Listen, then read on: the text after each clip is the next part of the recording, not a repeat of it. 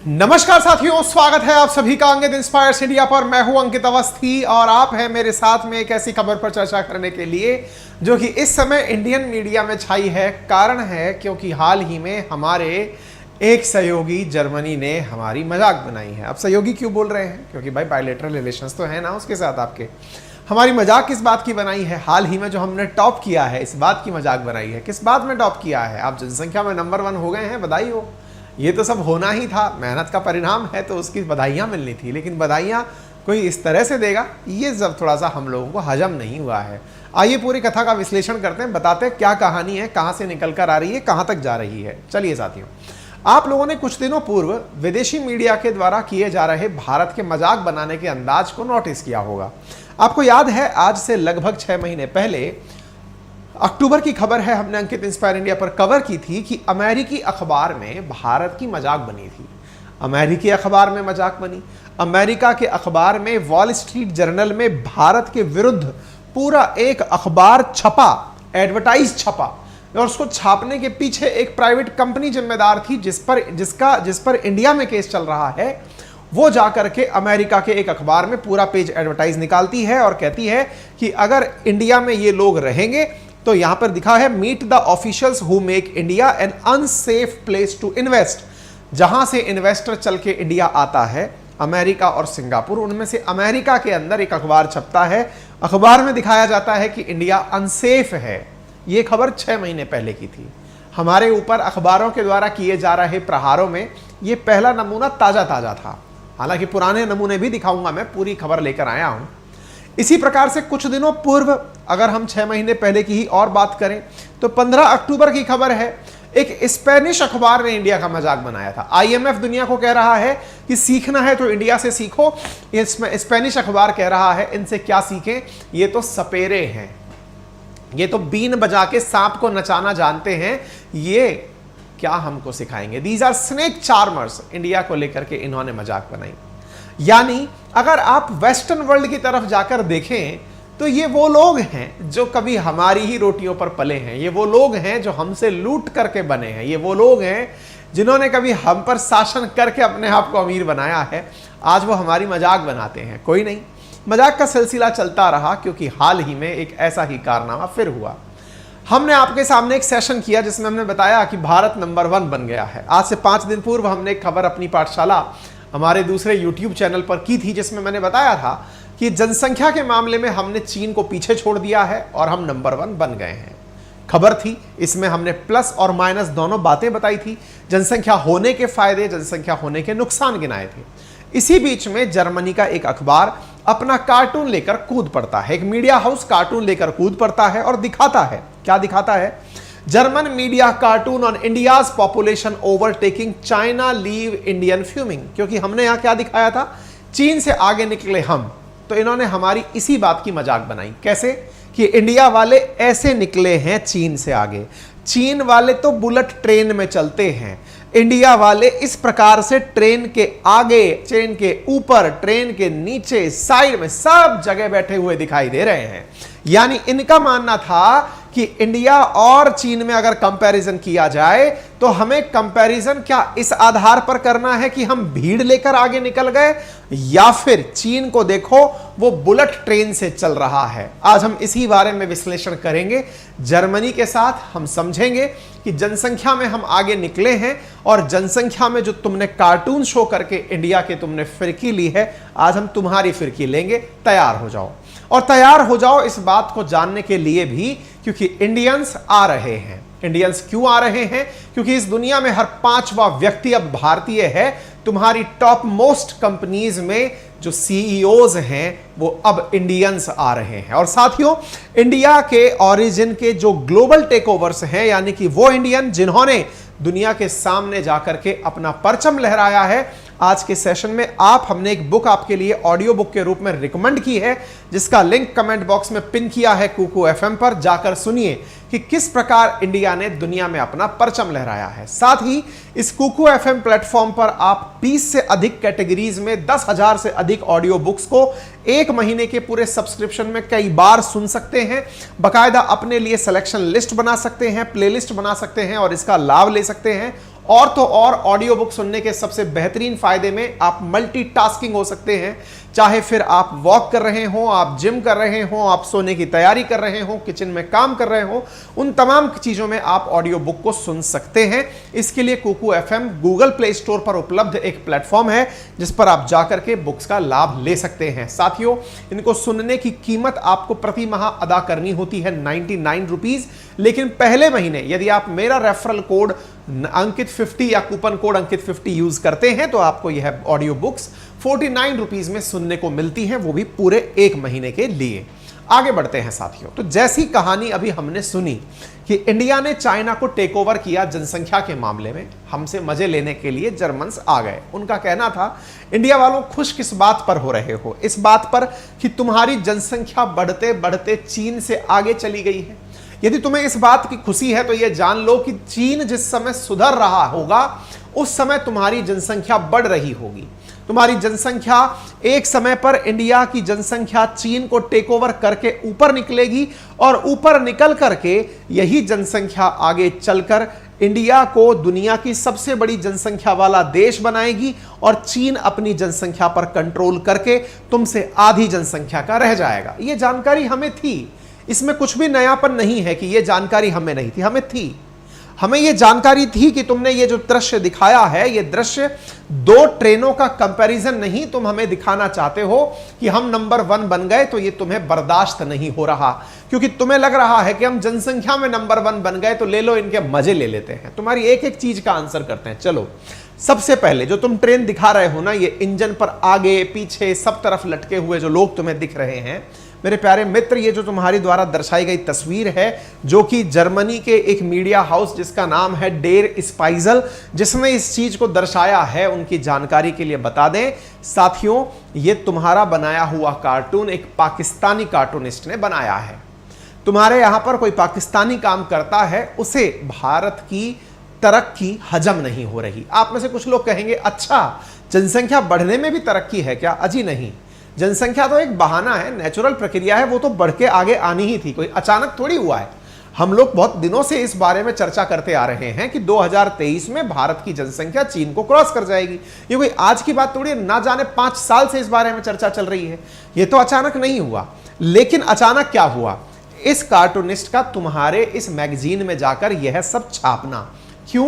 क्योंकि इन्हें लगा कि इंडिया को इस समय टीज किया जाए। चलो अब तुम्हें टीज का जवाब देते हैं। सबसे पहली बात, तुम जिस ट्रेन की तस्वीर दिखा रहे हो, इंडिया में चाहे कितना भी अर्जेंट पेपर क्यों ना हो, इंडिया में चाहे कितनी भी अर्जेंट जाने की जरूरत क्यों ना हो, इंडियंस ट्रेन पर बैठते हैं, बिल्कुल बैठते हैं। लेकिन भैया इंजन पर कोई नहीं बैठता। और अगर हाँ बैठने की बात तुम्हें लगती है कि इंडियंस बैठते हैं, तो तुम्हारी काइंड इंफॉर्मेशन के लिए बता दें कि दिसंबर 2023 के बाद इंडिया का कोई भी व्यक्ति ट्रेन के ऊपर नहीं बैठेगा। बोले आप इतना श्योर होकर कैसे कह सकते हैं? इसलिए कि जो काम तुमसे ना हो पाया वो हम इंडियंस ने कर दिखाया। तुमसे ना हो पाया मतलब, अरे पाकिस्तान की बात नहीं कर रहे, हम जर्मन्स की बात कर रहे हैं। जी हां साथियों, इंडिया दुनिया का 4th लार्जेस्ट रेल नेटवर्क रखता है, लेकिन दिसंबर 2023 तक हमारी सभी ट्रेनें इलेक्ट्रीफाई हो जाएंगी। यानी हमारे हर ट्रैक पर चलने वाली ट्रेन इलेक्ट्रीफाई होगी, बिजली से चलने वाली ट्रेन होगी। जर्मनी वालों, तुम्हारी ट्रेन अभी तो छोड़ो 2030 तक भी 100% इलेक्ट्रीफाई नहीं होंगी। तुम चीन से हमारी तुलना कर रहे हो, पहले तुमको तो नाप दें, फिर हम चीन की भी चर्चा कर लेंगे। उसका तो हमने पहले से हिसाब ले रखा है। हम लोगों ने डेमोक्रेसी अपनाई है, वहां तानाशाही अपनाई गई है। डेमोक्रेसी के अपने कुछ कंडीशंस होते हैं, लेकिन एक दिन हम इसी को अपनाते हुए तुम्हें जब पीछे छोड़ेंगे तो पीछे जाके चीन के ही खड़े होंगे। फॉर काइंड इंफॉर्मेशन जर्मनी वालों, इंडिया 4थी बड़ी इकोनॉमी बनने वाला है इसी साल के अंत तक, तुम्हें पीछे छोड़कर। शायद असल दर्द तुम्हारा ये है। तुम्हारी खूबसूरती और जानकारी के लिए बता दें कि 2027 या 28 तक इंडिया दुनिया की 3री बड़ी इकोनॉमी होगा। शायद तुम्हें इसलिए डाइजेस्ट नहीं हो रहे हैं हम। हाँ, तुम्हें डाइजेस्ट ना हो इसलिए हम तुम्हें जानकारी दे दें कि तुम जिस तस्वीर को दिखाकर खुश हो रहे हो वो असल में तस्वीर हमारे पोते की है, जो एक पाकिस्तानी ने बनाई है। कारण यह है कि ये जो वीडियो दिखाई दे रहा है, ये ईद के समय का बांग्लादेश की फोटो है, जिसमें इंजन के आगे, इंजन के ऊपर और दाएं बाएं भी लोग बैठे हुए दिखाई दे रहे हैं। खैर, हम तो ये भी मानने को तैयार हैं कि ये सब हमारी आबादी है। अरे डेयरिंग तो देखो भाई, इंजन के आगे बैठने की हिम्मत है। तुम यार छोड़ो, तुम वो हवाई जहाज से भी कूदते हो तो पता चलता है पैराशूट लगा के चलते हो, यहाँ जान हथेली पर लगकर चल रहे हैं। खैर कोई नहीं, डेयरिंग बाज हैं हमारा पोता जो है। खैर कोई नहीं, ऐसी स्थिति में तुमने इन तस्वीरों को देख लिया होगा, जांच लिया होगा, इंडियंस बच्चों चिढ़ा लिया होगा, लेकिन तुमको हमने प्रॉपर आंकड़े तुम्हारे ही अखबारों से दिखाने हैं। चलो देखो, ये तुम्हारे 4 अक्टूबर 2022 की जर्मन के ही अखबार की न्यूज दिखाते हैं, जिसमें जर्मनी के बारे में लिखा है कि it is unlikely to reach rail electrification target. तुम्हारी खुद की सरकार ये स्वीकार करती है कि तुम इलेक्ट्रीफाई नहीं हो पाओगे 2030 तक। ऐसी स्थिति में तुम इंडिया की खबर सुन लो। इंडिया में अभी तक 14 राज्य और यूनियन टेरिटरी 100% इलेक्ट्रिक हो चुके हैं अपनी रेलवे नेटवर्क को लेकर। और तो और हम लोग यहां पर दिसंबर 2023 तक इंडिया के सभी रेलवे ट्रैक्स को 100% इलेक्ट्रीफाई कर देंगे। अरे चीन से हमारा कंपैरिजन कराते हो, जरा खुद की गिरेबान में तो झांक लो। तुम्हारा जो डर है ना वो हमें दिखाई पड़ता है। अरे तुम्हारा छोड़ो, तुम्हारी मानसिकता वालों के डर को हम जानते हैं। तुम्हारी मानसिकता में एक बार हमारा मजाक इस तरह बनाया गया था, क्योंकि हमने तुम्हारे घरों में सेंधमारी कर दी थी। तुम्हारे जो हाई एंड जो एटीट्यूड के केसेस हैं कि भाई स्पेस में जाना है तो सूट बूट के लोग ही जाएंगे। एक बार न्यूयॉर्क टाइम्स ने, साथियों अमेरिका का अखबार है, उसने इंडिया की मजाक कुछ इस प्रकार से बनाई थी जब इंडिया ने अपना मार्स मिशन लॉन्च किया था। यह वेस्टर्न वर्ल्ड की बहुत बहुत पुरानी आदत है। इनके अंदर इतना ज्यादा सुपीरियरिटी कॉम्प्लेक्स है कि ये हमें हर कदम पर नीचा दिखाने का प्रयास करते हैं। साथियों, यह बात सत्य है कि इंडियंस को अगर किसी भी प्रकार से झुकाना है तो उनको खुद के ऊपर लो कॉन्फिडेंस क्रिएट कर दो। उन्हें बार बार ये टीज कर दो कि तुम तो कुछ नहीं हो, तुम तो कुछ नहीं हो। ये काम इन्होंने लंबे समय तक मैकाले शिक्षा पद्धति से किया है। भारत इस समय पुनर्जागरण के दौर से गुजर रहा है। हर भारतीय अपने इतिहास को जानने के प्रति जिज्ञासु हो रहा है। भारतीयों में अपने आध्यात्म को, भारतीयों में अपनी विविधताओं को, भारतीयों में अपने इतिहास को जानने की जो जिज्ञासा पैदा हुई है, इससे असल मायने में इन लोगों के अंदर एकदम सांप लौट रहे हैं। असल में अमेरिका जैसे देश ने हमारी मजाक न्यूयॉर्क टाइम्स अखबार से बनाई। कैसे? एक कार्टूनिस्ट ने कार्टून छापा जब इंडिया ने मार्स मिशन लॉन्च किया।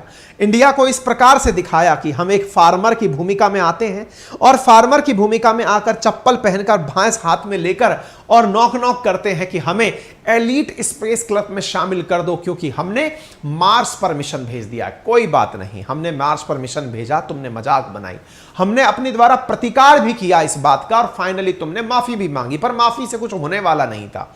जब एक इंडिया के ही अखबार ने तुम्हारी असल में मजे लिए तब हमें शांति मिली। साथियों, खबर है आज से 6 साल पुरानी।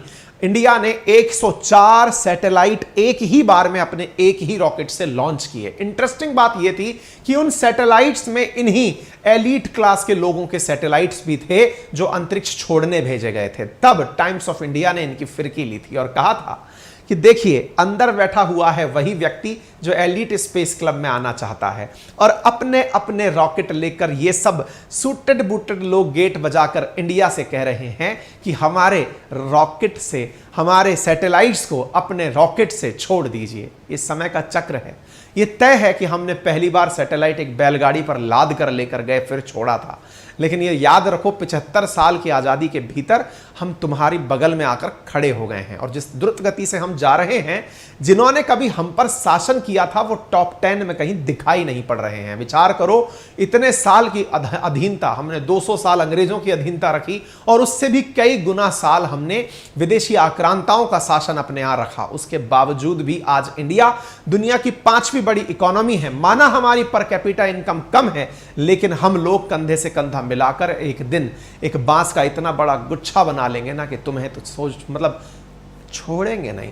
खैर, इसके साथ साथ साथियों फिर इंडिया की तरफ से भी रिएक्शन आया, और इंडिया के पॉलिटिशियंस ने जब रिएक्शन दिया तो उन्होंने कहा कि समझ में आता है कि तुम्हारा दर्द लाजमी है, क्योंकि तुम्हारा दर्द असल में इस बात का है कि इंडिया जल्दी ही तुम्हें टेक ओवर करके 4th बिगेस्ट जीडीपी बनने वाला है। भारत सरकार की तरफ से सांसद और मतलब विदेश मंत्री टाइप के जो लोग थे, उप राज्य मंत्री, उनके द्वारा ये बयान दिए गए, ठीक है। लेकिन भारत के द्वारा ये टिप्पणी भी की गई कि इंडिया के मिनिस्टर ने साफ साफ कहते हुए डेर स्पाइगल नाइगल से कहा कि तुम लोग इस तरह से दिखाकर एक रेसिस्ट प्रकार का हमारे साथ बिहेवियर कर रहे हो, लेकिन ये तुम्हारे खून में है। तुम वो लोग हो जो लाखों लोगों को एक विशेष नस्ल का होने के कारण एक गैस चैम्बर में डालकर मार देते हो। तुम्हें याद होना चाहिए जर्मनी वालों, तुम्हें अपने ऊपर इतना घमंड था कि तुमने यहूदियों को एक गैस चैम्बर में सड़ाकर मार दिया था, गैस चैम्बर में घोट कर मार दिया था। तो तुम्हारे प्रति, अपने मन में तुम्हारे प्रति जो खुद को लेकर सुपीरियरिटी कॉम्प्लेक्स है वो हमें पता है, लेकिन इस सुपीरियरिटी कॉम्प्लेक्स को हम तोड़ेंगे, ठीक है ना। और वो कॉम्प्लेक्स तोड़ने के लिए हम निकल चुके हैं। जब तक तोड़ेंगे नहीं तब तक छोड़ेंगे नहीं, ठीक है। तो हम निकल चुके हैं, हमारी ट्रेन निकल चुकी है। और तुम्हारी जानकारी के लिए बता दें, तुमसे ज्यादा बुलेट ट्रेन बनाने की कैपेसिटी अब इंडिया वंदे भारत में रखता है। तुमसे ज्यादा चीजों में बढ़ने की तरक्की इंडिया रखता है।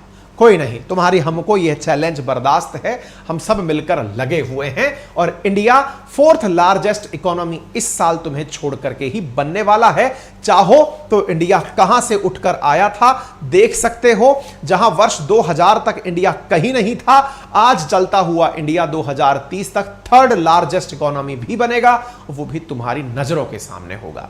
खैर, तुम्हारा दर्द लाजमी है, क्योंकि हमको लोगों ने इसी प्रकार टीज किया है और हमने कीर्तिमान बनाए हैं। हम वो हैं जिन्हें आप नीचा दिखाएंगे, हम नजरें उठाकर और आपको सिर से गिरा देंगे। साथियों, कुछ ऐसा ही हमारे साथ मौकरी बनाई गई थी हमारे पड़ोसी मुल्क के द्वारा, जिसने कोरोना को कभी बीमारी ही नहीं माना। उसने हमारी मजाक बनाई थी, कहा था कि इंडिया में वैक्सीन के हालात ये हैं कि इनके पास वैक्सीन है नहीं, बातें करते हैं। हमने इनको भी जवाब दिया था, जवाब हमने काम करके दिया था, क्योंकि इंडिया ने 200 करोड़ वैक्सीनेशन 18 महीने के रिकॉर्ड टाइम में किया था और साथ में दुनिया के 90 से अधिक देशों को वैक्सीन पैक करके भेजी थी कि तुम लोग भी यूज करो, जिसके चलते अमेरिका समेत दुनिया के IMF जैसी संस्थाओं ने भारत की तारीफ की थी। खैर, कोई नहीं, हम ये स्वीकार करते हैं कि तुम लोग हर बार हमारा मजाक बनाते हो। इंडिया के साथ जब अमेरिका न्यूक्लियर डील करने आया था तो भगवान शिव के नटराज प्रतिमा का बुश की प्रतिमा के साथ कंपैरिजन किया गया था। तुम लोग हमारी आस्था, हमारे विश्वास का मजाक बनाते हो और हम इन्हीं आस्था और विश्वासों के बलबूते हम तुम्हें पछाड़ते हुए आ रहे हैं। पछाड़ने में हम भारतीयों में बस एक चेतना का संचार जिस दिन हो जाए कि हमें नौकरी नहीं, हमें किसी की नौकरी नहीं, हमें अपने यहां लोगों को नौकर रखना है, जिस दिन भारतीयों में यह संचार हो गया, जिस दिन प्रत्येक भारतीय यह स्वीकार करने के लिए तैयार हो गया कि मैं एम्प्लॉयमेंट नहीं एम्प्लॉयर बनूंगा, मैं एम्प्लॉय नहीं मैं एम्प्लॉयर बनूंगा, जिस दिन भारतीय में यह विचार शुमार हो गया तो वो दिन दूर नहीं जब दुनिया वालों तुम हमारे यहां नौकरी करने आओगे। पर इसके लिए एक चेतना की आवश्यकता है, जिसका बीड़ा अंकित इंस्पायर इंडिया ने भी उठाया है और मेरे बहुत सारे साथी मित्र भी यही चेतना का संचार निरंतर कर रहे हैं। जिस अमेरिका ने हमारे साथ इस तरह का नटराज की शिवा की मूर्ति के साथ किया था, वो 26/11 के हमले पर बोलता है कि इंडिया ऐसा देश है जिसके पास न्यूक्लियर वेपन है, लेकिन उससे हमें शांति का एहसास होता है। माल्थस नाम का इकोनॉमिस्ट था जिसने हमारी मजाक बनाते हुए कहा था, इंडिया में जिस तरह पॉपुलेशन बढ़ रही है यह एक फेलियर नेशन होगा। ये बात है 1960s और 70s की। इंडिया ने बड़े बड़े इकोनॉमिस्ट्स के वैल्यूएशंस को, उनकी थ्योरीज को गलत सिद्ध किया। हम लोग उसी समय ग्रीन रेवोल्यूशन लाए और आज हम दुनिया को गेहूं खिलाते हैं अपनी आबादी को खिलाने के बाद। माना कि हमारे 1950 के भारत की तुलना में फिलहाल प्रति वर्ग किलोमीटर पर रहने वाले लोगों की संख्या ज्यादा है, लेकिन इसका अर्थ ये नहीं कि हम अपनी उस जनसंख्या का लालन पालन नहीं कर सकते। करेंगे, आगे बढ़ेंगे, इस कमी को हम एक चैलेंज के रूप में स्वीकार करेंगे और हर भारतीय गर्व से इस बारे में आगे बढ़ने का निरंतर प्रयास करेगा कि अपने देश में महिलाओं के सशक्तिकरण पर, साथ में महिलाओं के साथ साथ अपने अंदर व्यवहार में परिवर्तन लाते हुए अंतर्राष्ट्रीय स्तर पर भारत का मजाक ना बनने दें और निरंतर अपनी ऊंचाइयों तक छुएं। फिलहाल के लिए आपके सामने एक कमेंट बॉक्स में हमने लिंक पिन किया हुआ है, फुर्सत मिले तो एक बार जाकर ऑडियो बुक पर अपने आप को सुन लीजिएगा। कुकू FM पर यह ऑडियो बुक अवेलेबल है। अंकित 50 रेफरल कोड लगाकर आप उसे सुन सकते हैं। और यदि आप चाहते हैं वाकई में भारत का इतिहास, भारत की राज व्यवस्था, भारत की ज्योग्राफी जानना, तो आपका स्वागत है अपनी पाठशाला पर। मेरे प्यारे साथियों, अपनी पाठशाला मेरा अपना एप्लीकेशन है जहां पर फिलहाल हिस्ट्री, ज्योग्राफी, पॉलिटी, इकोनॉमी चारों सब्जेक्ट 1999 में उपलब्ध कराए जा रहे हैं। फिलहाल वहां पर इंडियन ज्योग्राफी शुरू होने वाली है, नया बैच शुरू होने वाला है। आप अपने आप को अभी एनरोल करा लें ताकि पुरानी क्लासेस तो आपको मिल ही जाएं और नए बैच में आपकी एंट्री हो जाए। फिलहाल के लिए इतना ही। अपना ख्याल रखें। धन्यवाद।